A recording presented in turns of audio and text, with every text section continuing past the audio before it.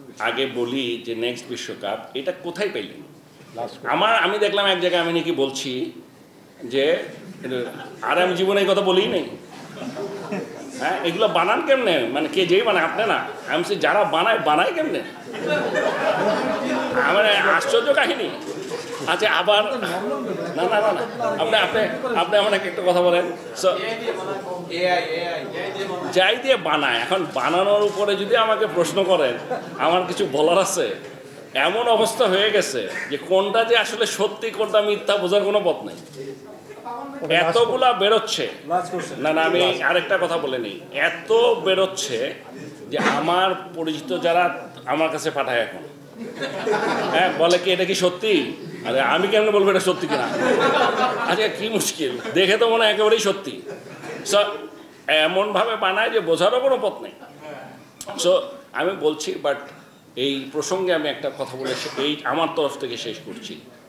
একটা জিনিস আপনাদেরকে বলে রাখি, এই যে সমস্ত মানুষের, আপনাদের সাথে আমার বহু বছর হয়ে গেছে অলরেডি, প্রশ্ন করতে চান, আমি প্রশ্ন করতে না করব, উত্তর দিব না, কখনো এরকম ছিল না। ঠিক হোক ভুল হোক, যা আমার মনে হয় আমি সবসময় আপনাদেরকে বলে আসছি, যেটা করেছি কখনো কিছু লুকানোর কোনো ব্যাপার নেই। কিন্তু তার মানে এই না, এখন যে সমস্ত জিনিস সোশ্যাল মিডিয়াতে চলছে, বিশেষ করে খেলোয়াড়দের বিরুদ্ধে পার্সোনাল যে অ্যাটাক, আর অ্যাটাকের একটা নমুনা আছে। টিম হেরে গেলে, টিম খারাপ খেললে মানুষজন রাগ করবে, খারাপ কথা বলবে, সেটারও একটা লিমিট আছে। কিন্তু কিছু কিছু ক্ষেত্রে এটা সমস্ত লিমিট ক্রস করে চলে গেছে। এইটা ইজ নো লঙ্গার, আমরা এটা অ্যাকসেপ্ট করবো না।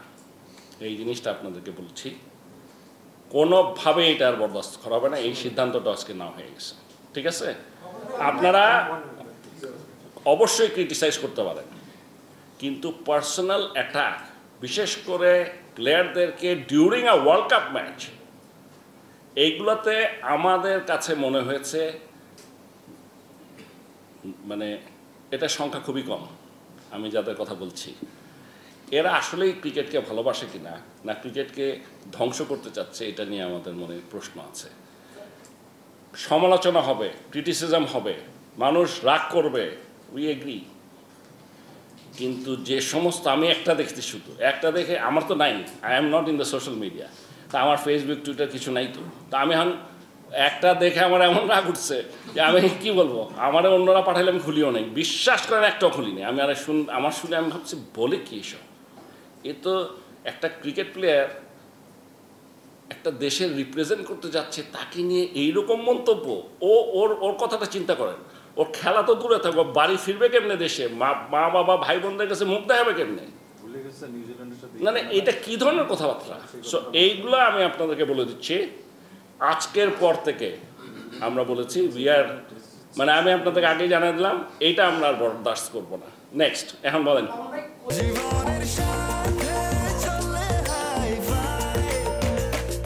স্বাস্থ্যকর অল টাইম হানিকম, সব সময় অল টাইম হেলদি লাইফ।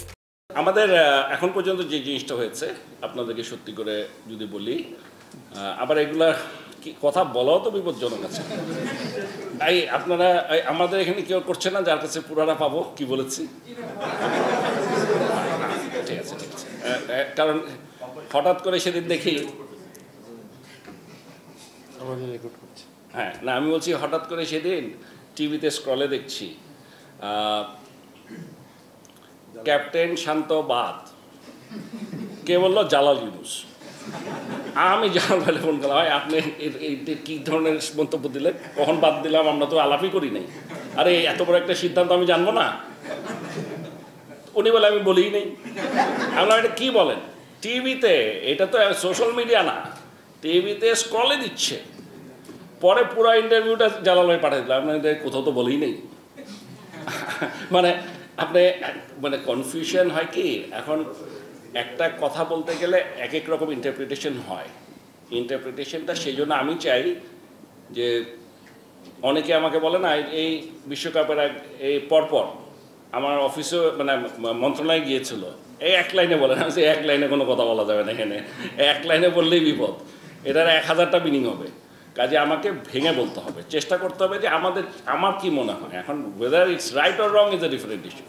হ্যাঁ, কোচিং প্যানেল নিয়ে আপনাদেরকে এইটুকু বলতে পারি, আমরা যেটা বলেছি Mostaq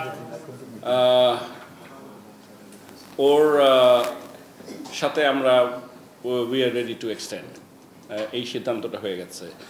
on the other hand আমরা আবার কিছু কিছু নতুন অপশনও খুঁজছি, অন্যান্য সব জায়গাতেই আমরা খুঁজছি যে দেখা যায় আমাদের কি কি অপশনস আছে।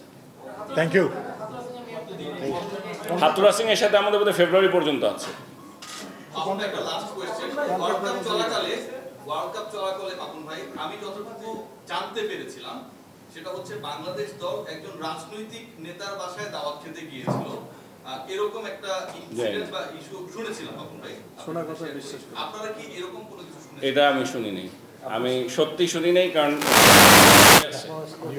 আমি আই হ্যাভ নো আইডিয়া, আমি জানি না। Thank you. হ্যাঁ, থ্যাংক ইউ।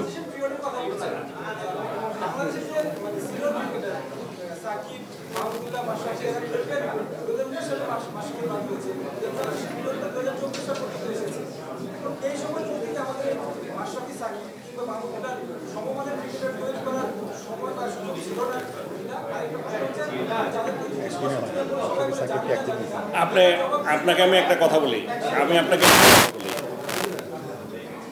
মুশফিক টি-20 থেকে রিটায়ার করেছে, কেন করেছে যাই না, মানে এটা আমাদের সাথে কথা হয়নি, অন্তত আমি জানি না, ঠিক আছে। মুশফিক যদি খেলতো তাহলে ডেফিনেটলি এখানে একটা ছেলে বাদ পড়তো না, নিশ্চয়ই পড়তো। আচ্ছা, মাশরাফি যদি খেলতো, মানে খেলবেন না সেটা আমি বলছি, তাহলে কি এখানে আরেকজন বাদ পড়তো? মানে আমি বলছি এটা ইজ এ কন্টিনিউয়াস প্রসেস। আমাদের ব্যাপারটা হচ্ছে আমরা এবার সাধারণত একজন দুজন করে যদি চেঞ্জ করে খেলানো যায় সুবিধা। আমরা এবার 5টা খেলিয়েছি, সামনে আমরা চেষ্টা করব আরও 5 জনকে দেব, বাট এটা কন্টিনিউয়াস প্রসেস।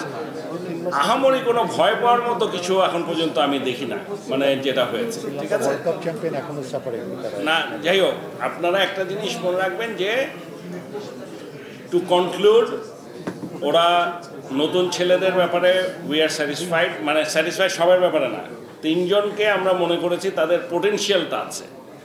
তারা কেউ তামিম, সাকিব, মুশফিক, রিয়াদ হয়ে যায়নি, একটু ব্যাপারটা আমি বুঝাইনি। ওরা এখন মানে এখনকার সাথে কম্পেয়ার করলে হবে না, ওদের পোটেনশিয়াল আছে। আর আমরা মনে করি যে এখনও বিশ্বাস করি যে তামিম, সাকিব, মুশফিক, রিয়াদ এরা যদি খেলে তারা ভালোই খেলবে। এই ওয়ার্ল্ড কাপটা হয় নাই, কিন্তু এখনও আমাদের সেই বিশ্বাসটা আছে, ঠিক আছে। Thank you.